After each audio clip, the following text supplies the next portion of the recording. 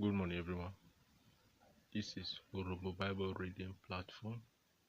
Today we are reading Matthew chapter 2, verse 19 to 21 in Orobo language.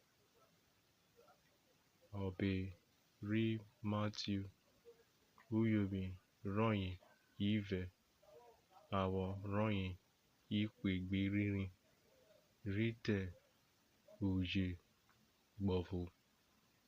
Verse 19. Eke vovu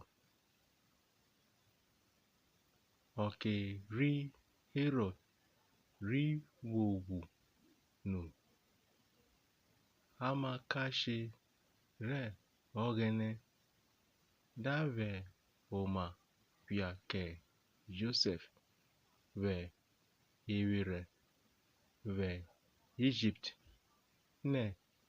Verse 20. Vren womu omo na kugbe oni royin riwe rimikpo woto re Israel kidie howi re omona wunure.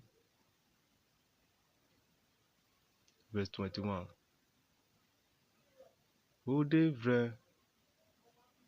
Ode mu omona kugbe oni royin